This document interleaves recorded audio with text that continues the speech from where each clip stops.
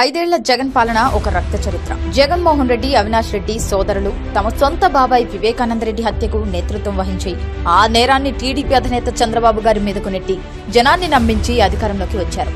ఐదేళ్ల రక్త చరిత్రకు బీజం వేసింది ఈ హత్యే. అక్కడి నుంచి మొదలు పెడితే కరోనా సమయంలో మాస్క్ అడిగిన దళిత డాక్టర్ సుధాకర్ హత్య, తన డ్రైవర్ దళిత యువకుడు సుబ్రహ్మణ్యాన్ని హత్య చేసి శవాన్ని డోర్ డెలివరీ చేసిన వైసీపీ నేత అనంతబాబు ఘాతుకం, వైసీపీ ఎమ్మెల్యేలు శివప్రసాద్ రెడ్డి, పిన్నెల్లి రామకృష్ణారెడ్డిల నేతృత్వంలో జరిగిన నందం సుబ్బయ్య, తోట చంద్రయ్య, కంచర్ల జల్లయ్య యాదవ్ వంటి టీడీపీ కార్యకర్తల హత్యలు, అక్కను వేధిస్తున్నారని చెప్పినందుకు వైసీపీ ఉన్మాదుల చేతిలో సజీవ దహనమైన 10వ తరగతి బాలుడు అమర్నాథ్ గౌడ్, ఇలా ఎన్నెన్నో. ఐదేళ్ల జగన్ పాలనలో రక్తం చిందని రోజే లేదంటే అతిశయోక్తి కాదు. గురజాలలో దళిత యువకుడు విక్రమ్ ను వైసీపీ నాయకులు హత్య చేశారు. ప్రకాశం జిల్లాలో మాస్క్ పెట్టుకోలేదని చీరాల పోలీసులు కొట్టిన దెబ్బలకు కిరణ్ అనే ఒక దళిత యువకుడు ప్రాణాలు వదిలాడు.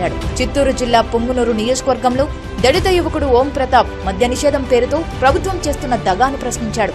అంతే, వెంటాడి వేధించి బెదిరించి ఓం ప్రతాప్ ప్రాణాలు బలిగొన్నారు.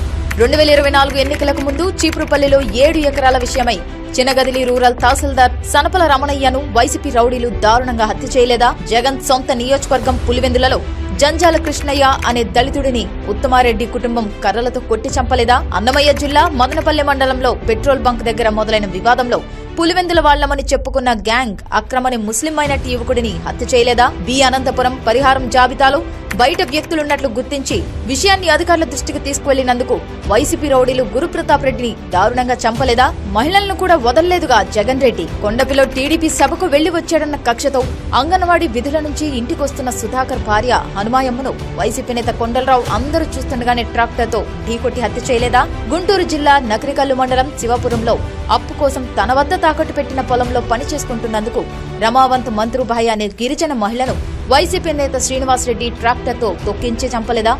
ఇక జగన్ పాలనలో ఎందరో మహిళల మీద అత్యాచారాలు జరిగాయి.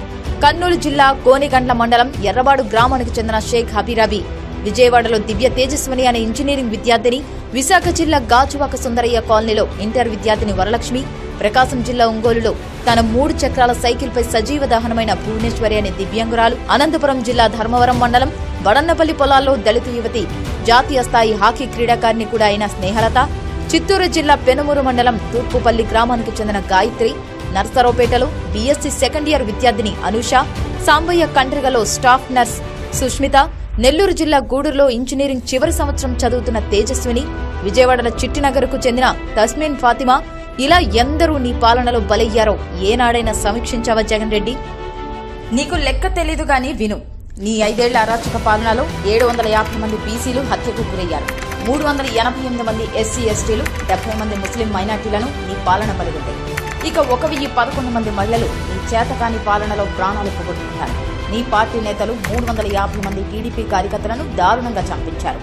చివరికి ఎన్నికలు కూడా అమలవుతున్న సమయంలోనూ 33 మంది హత్యకు గురయ్యారంటే నీ పాలన ఎంత అరాచకంగా సాగిందో చూడు. ఎన్నికల తర్వాత కూడా నీ పార్టీ రాక్షసులు 12 హత్యలు చేశారు. మొత్తంగా నీ 5 ఏళ్ల పాలనలో 3000 పైన హత్యలు జరిగాయి.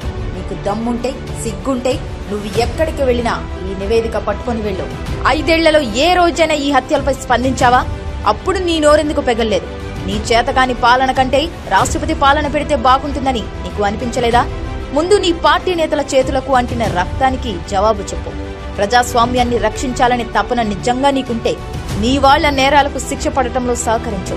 అదేదో అవినాష్ రెడ్డి నుంచి మొదలుపెట్టు. అంతేగాని గతం మరిచిన సిగ్గులేని నాటకాలు ఆడితే జనం నమ్మరు.